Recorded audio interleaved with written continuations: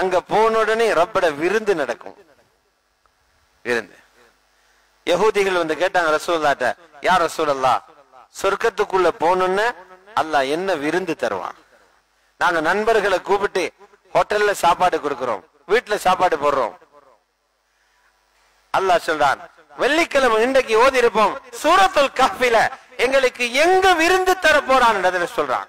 சூரத்துல் கஹ்ஃப் முடிகிற இடத்துல இன்னல்லதீன ஆமனு வஅமிலுஸ் ஸாலிஹாத் கானத் லஹும் ஜன்னத்துல் ஃபிர்தௌஸ் நுஸுலா. யாருக்கு ஈமானும் சாலிஹான அமலும் இருக்குதோ ஜன்னத்துல் ஃபிர்தௌஸ் அவர்களுக்கு விருந்தினர் மாளிகையாக இருக்குமா. அல்லாஹ் அக்பர். இதையெல்லாம் ஓத வைக்கிறான், இன்பமாக ஓதுங்க. உங்களுக்கு ரெஸ்டாரண்ட்டும் அங்க இருக்குது, உங்களுக்கு விருந்து ரப்பு விருந்து போடுறான். யஹூதிகள் கேட்கிறாங்க, யா ரசூலல்லாஹ் என்ன விருந்து போடுவாங்க? அபுல் காசிம், ரப்பு என்ன விருந்து போடுவான்? சொன்னாங்க, பாலாமுன் வனூனுன், சொர்க்கத்து புட்களை சாப்பிட்டு வளர்ந்த அந்த காளை மாட்டினுடைய ஈரலும் இறைச்சும் சொர்க்கத்தில் உள்ள மீன்களினுடைய ஈரலும் கிடைக்குமா. விவரம் தெரியாதவனிடம் அடைய மாட்டிறைச்சி அங்க தாராண்டு. இவன் இங்குள்ள மாட்டிறைச்சி தான் திண்டிருக்கிறான், சொர்க்கத்து மாட்டையாவது கண்டிருக்கிறான். இங்குள்ள மீனாவது தெரியுமா? இந்த பலையா கிளவல்லா கல்லு மீனை விட்டா இவனுக்கு மீனே இல்லை. உலகத்தில் இருக்கிற மீனையே சாப்பிட்டு இல்ல. பாரிஸ்ல நான் ஒரு ஆளை சந்திச்சேன், பிரான்ஸ்ல, எங்க ஸ்ரீலங்கா புள்ள. அவர் ஒரு ரெஸ்டாரண்ட்ல வேலை செய்யறார். அவரை காட்டினார் ஒரு யோகட் கப்புடைய சைஸுக்கு மீனால செய்யற ஒரு சாப்பாடு. சொன்னார், இப்ப இந்த ஒரு யோகட் கப் மட்டும் 11,000 ரூபாய் ஸ்ரீலங்காக்கு இருக்கு. அவ்வளவு டேஸ்டா மாதிரி யோகட் கப்பட அளவுக்கு 11,000. இப்ப துனியாவில இவ்வளவு ருசியானதாக இருந்தா ரப்பு சொர்க்கத்தில் வைக்கிற மீன் என்ன ருசியாக்குமா. இந்த விருந்த கொடுத்து தான் சொர்க்கத்தில் உங்களோட வேலை ஆரம்பமா. பெரியார்களே, சகோதரர்களே, அல்லாஹ்வுடைய நல்லடியார்களே, அல்லாஹ் ரப்பல் இஸ்ஸத் சொல்றான், பழங்கள் ஃப்ரூட்ஸ் இருக்குதே, இங்க ஒரு பழம் சாப்பிடுறதுக்கு எவ்வளவு கஷ்டம். அத கடையில போய் தேடணும், பழுத்திருக்குதான்னு பார்க்கணும், அதையும் உருட்டி உருட்டி பார்க்கிறது. இந்தியாவில இன்ஜெக்ஷன் இறக்கிக்கிறான். எடுத்த பிறகும் பயம், கடிச்சா புளிக்குமா, உள்ள அவிஞ்சிருக்குமா. ரப்ப சொல்ற, உனக்கு அப்படி ஒரு பிரச்சனையும் அங்க இல்ல, நாங்க அஜீவாக வச்சிருக்கிறோம், ஆச்சரியமாக வச்சிருக்கிறோம்.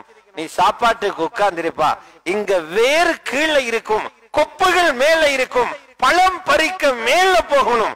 சொர்க்கத்தில வேர்கள் மேல இருக்கும், கொப்புகள் கீழே வரும். நீ இருக்கிற சாப்பாட்டு தட்டுக்கே வந்துடும். நீ உண்ட பறிக்க அந்த இடத்துக்கு இன்னொரு பழம் வரும். ஒரு கடியில் ஒரு ருசி, அடுத்த கடியில் இன்னொரு ருசி. ஒரே மரத்தில் ஆப்பிள், ஒரே மரத்தில் மாம்பழம், ஒரே மரத்தில் செரி, ஒரே மரத்தில் இது, எல்லா பழங்களும் அதிலே பெறலாம். உனது கையை கட்டிய தூரத்திலே பழங்கள் இருக்குது. குதூஃபுஹா தானியா. அந்த டெக்னாலஜி சொர்க்கத்தில் இருக்கிற டெக்னாலஜி இருக்குதே, துனியால இன்னும் வரல. அந்த டெக்னாலஜி வளர்ந்துகிட்டே இருக்குது. அதை பத்தி பெருமிதப்பட்டு கொண்டிருக்கிறோம். உலகம் அதை பத்தி எழுதி கொண்டிருக்குது, உலகம் அதை பத்தி ஒளிபரப்பிக் கொண்டிருக்குது. உலகத்தில் இந்த காட்சிகள் வெளிப்படுத்தப்பட்டு கொண்டிருக்குது. இந்த டெலிபோன் எடுங்க, ஒரு காலத்தில் எப்படி இருந்துச்சு, இப்படி போட்டு சுத்தணும், அப்பதான் ஒரு போன் போகும். 100 அடிச்சா உண்டு, ஒரு தொலைபேசி அழைப்பு வரும். அதுக்கு பின்னால வந்துச்சு அப்படி அமர்த்துறது வந்துச்சு. 92 95ஆம் ஆண்டு ஆகிற நேரம் செல்டல் வந்துச்சு. இப்படி செங்கல் கட்டி மாதிரி ஒன்றை கொண்டு போவாரு, அவர் பெரிய ஹாஜியார் ஆயிப்பாரு. அதுக்கு பின்னால் அப்படி அப்படி வந்து இப்ப எவ்வளவு வளர்ந்துருச்சு, எவ்வளவு வந்துருச்சு. இப்ப ஸ்கிரீன்ல வந்துருச்சு. இப்ப ஹீரோ பக்கத்துல வந்திருக்குது, கண்ணால் அப்படி மேல அசத்துற நேரம் ஸ்கிரீன் மேல போகுது, பனிச்சா கீழே வருது. இன்னும் கொஞ்ச நாளில் இங்க இறங்கினும், அது அங்க இறங்கின பிறகு இங்க வர அவ்வளவு வளர்ந்துட்டு. நீங்க என்னதான் வளர்ந்தாலும் மனிதன் உள்ளத்தால நினைக்கிறத யாருக்கும் வெளியில காட்டிடாது. அல்லாஹ் சொல்ல, அந்த தகவல் தொழில்நுட்பம் அங்க இருக்குது. உனக்கு என்ன ஆசை வருகிறதோ உடனே தயாராகும். நீ பறவையை விரும்புறியா, பறவை மாமிசம், பழம் விரும்புறியா, பழம் இருக்குது. உனக்கு மாற்றிச்சு வேணுமா, அது இருக்குது.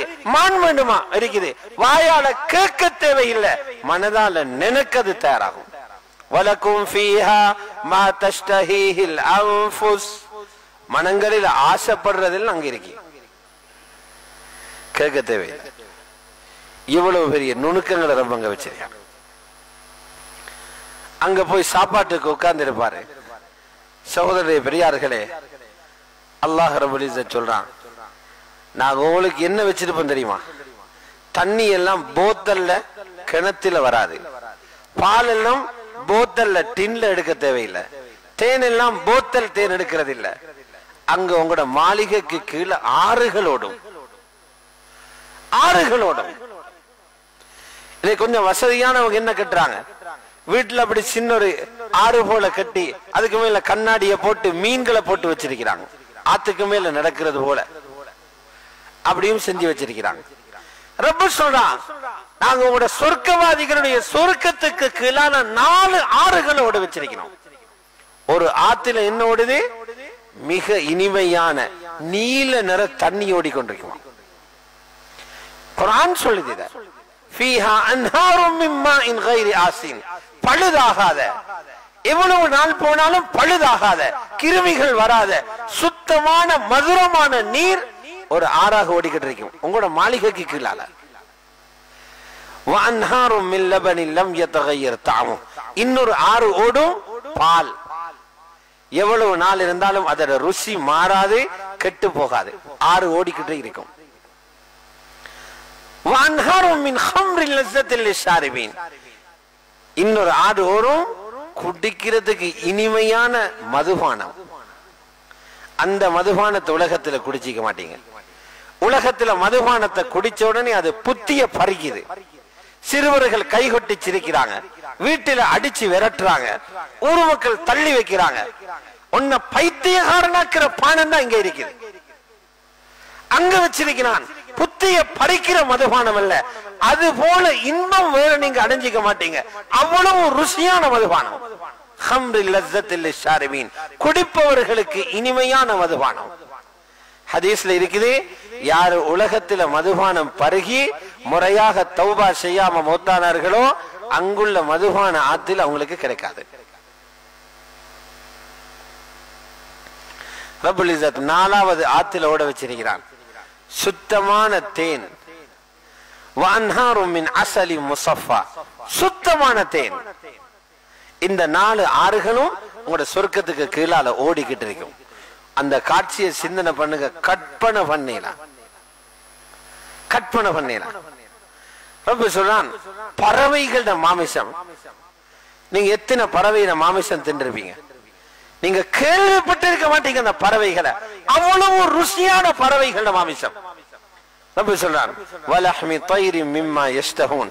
அவங்க ஆசைப்படுற பறவைகளோட மாமிசமும் அங்க தயாராக இருக்கு. சூரத்துல் வாக்கியா இருக்கு பறவைகளோட மாமிசம்.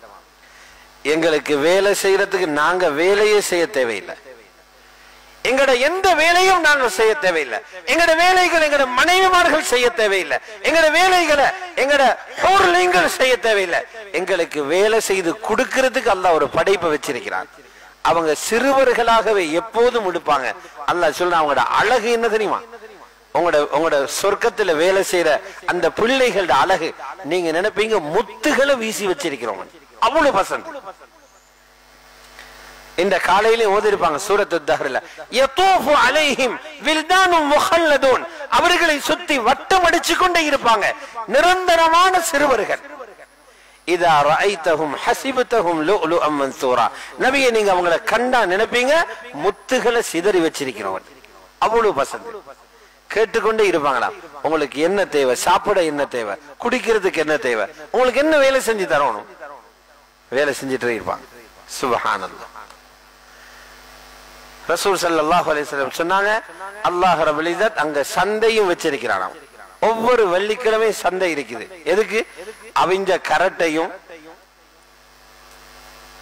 பாதி கெட்டு போன தக்காளியும் வாங்குறதுக்கு அல்ல. அங்க சந்தை வச்சிருக்கிறான் மனிதனுக்கு அழக மாத்துறதுக்கு. அழக மாத்துறதுக்கு மிக அழகாக இருப்பாரு. வெள்ளிக்கிழமை அந்த சந்தைக்கு போய் புதிய அழகுன்னு மாத்திக்கிட்டு வருவாரு. பொருளிங்கள் சொல்லுவாங்களாம், நீங்க போனதே ஒரு தனி அழகு, வந்திருக்கிறீங்க அதை விட அழகாக. எப்படி அழகு. ஒரு தாபியிட்ட கேட்டாங்க, சொர்க்கத்தில் இருக்கிற ஒரு சிறந்த இன்பத்தை எனக்கு சொல்லுங்கன்னு. அவங்க சொன்னாங்க, மற்ற எல்லா இன்பங்களும் இருக்கும், உனக்கு கிடைக்காத இன்பம் ஒன்று இருக்கு, என்ன தெரியுமா? அங்க ரசூலுல்லாஹ் நிப்பாங்க. நீ விரும்பின நேரம் போய் பார்க்கலாம்.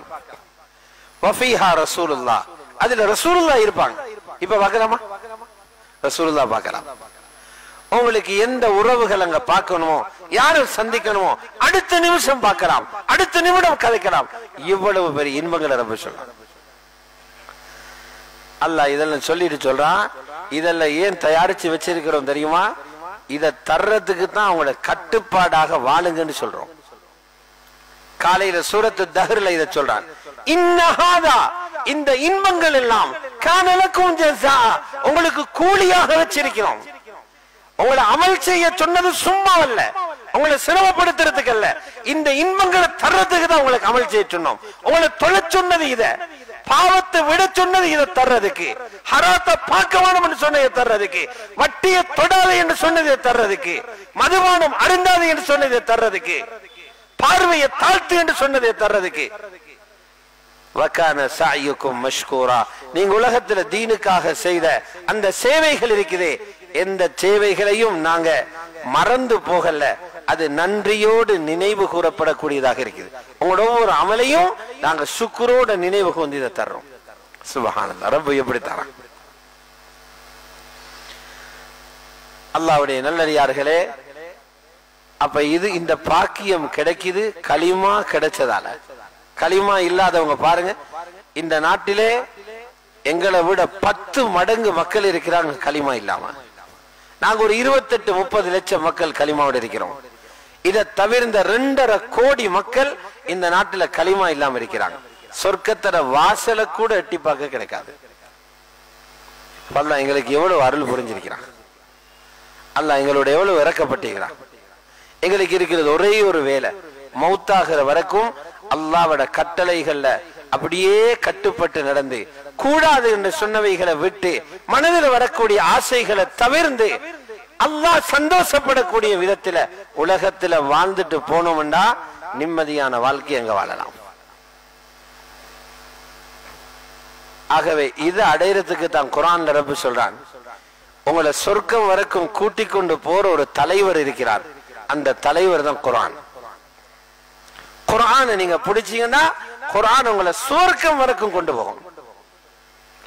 ஒரு தாபிஈ சொல்றாரு, நீங்க பிள்ளைகளுக்கு அதை படிப்பிக்கிறீங்க காசிக்காக, இத படிப்பிக்கிறீங்க 4 பேர் பாராட்டுறதுக்காக, இத படிப்பிக்கிறீங்க மேடையில ஏற்றி அவர்களை பொன்னாட போத்துறதுக்காக. உங்களோட பிள்ளைகளுக்கு குர்ஆனை கொடுங்க, அல்லாஹ் விரும்புற மாதிரி ஓதுறதுக்கு படிச்சு கொடுங்க, குர்ஆனை மனப்பாடமாக்கி கொடுங்க, குர்ஆனை பயமில்லாம நீங்க பிள்ளைகள கையில கொடுங்க, குர்ஆன் அவங்களை சொர்க்கம் வரைக்கும் கூட்டிட்டு போகும். புத்தியுள்ள தகப்பனது செய்வார். குர்ஆனை கொடுங்க பிள்ளைகளுக்கு, குர்ஆன் சொர்க்கம் வரைக்கும் கொண்டு போகும்.